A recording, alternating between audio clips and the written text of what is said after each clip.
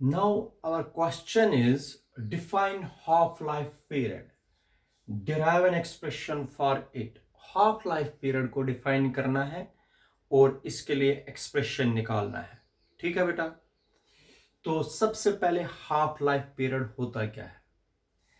The time period during which half of the atoms remains undecayed या decayed from a radioactive substance is called half life period. बेटा half life, अगर ये radio active substance है, half life period का मतलब है आधे atoms इसमें से डिके हो चुके हैं।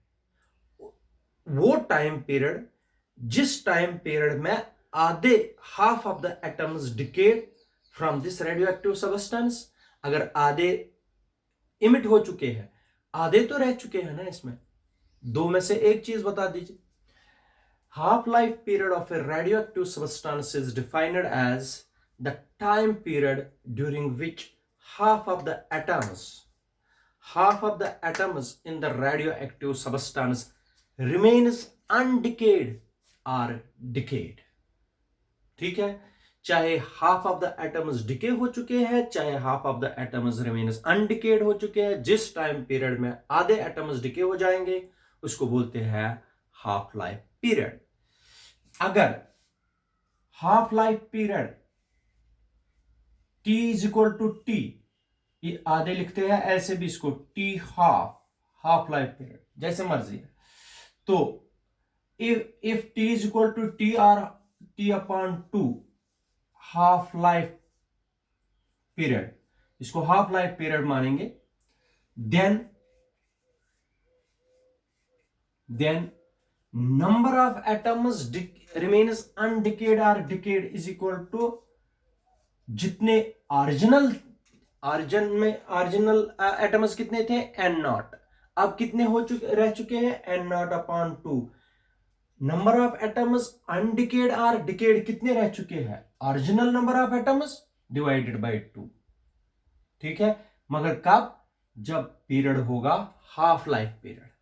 जब हाफ लाइफ पीरियड होगा तो number of atoms remains undecayed is equal to half of the original number of atoms divided by 2। ये याद रखना है, ये तो ओरिजिनल नंबर है, जब इसको 2 से डिवाइड करेंगे तो number of atoms remains undecayed half रहेगा। ठीक है बेटा, वी नो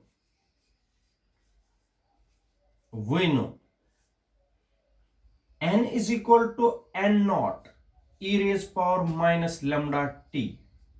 शाबाश। टाइम कितना है, n कितना है बेटा, n0 अपॉन 2। ठीक है, जब टाइम पीरियड हाफ हो, is equal to n0 e raise power minus lambda, कौन सा t, capital T। Capital T is half life period. ये और ये cancel, 1 upon 2 is equal to e raise power minus lambda t हो गया। 1 upon 2 is equal to 1 upon e lambda t।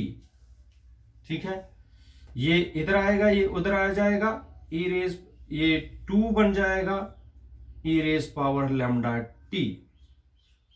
ठीक है, ठीक है बेटा, तो यहां पर मैं दिखाता हूं, apply log on both sides. Log apply कर दीजिए दोनों साइडों से, लॉग 2 बेस e। ठीक है बेटा, तो आपको पता है एक होता है कॉमन लॉग, एक होता है नेचुरल लॉग, वो तो आपको पढ़ाया हुआ है। तो ये हो गया log of e raise power lambda t। ठीक है, इधर देखो, इसको क्या करेंगे, log of 2 base e is equal to lambda t। आप सबको फॉर्मूला पता है, log of m raise power n आता है आगे, ये बन जाता है n log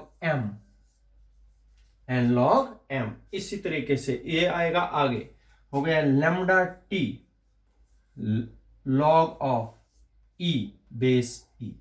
log of E का वैल्यू होता है बेटा 1, लॉग ऑफ ई का वैल्यू कितना होता है 1 मल्टीप्लाई लैम्डा टी ये वाला is equal to log of 2 base E. शाबाश। लॉग 2 को जब कन्वर्ट करेंगे, याद रखना, लॉग ई को कन्वर्ट करेंगे लॉग ऑफ, मतलब नेचुरल लॉग को कॉमन लॉग में जब कन्वर्ट करेंगे तो इसको मल्टीप्लाई करना पड़ता है log of E2 is equal to, याद रखना बेटा, 2.302 लॉग ऑफ 10 बेस इंटू 2। ये फॉर्मूला है।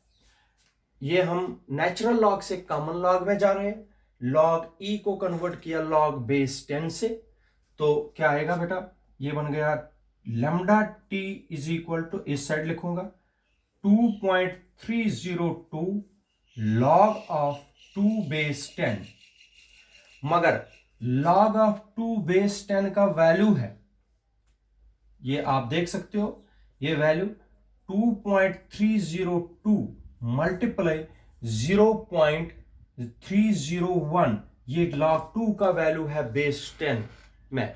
ये याद रखना बेटा, इनको मल्टीप्लाई करिए, lambda T is equal to 0.693, तो टी इज इक्वल टू, जिसको हाफ लाइफ बोलते हैं, 0.693 डिवाइडेड बाय लैम्डा।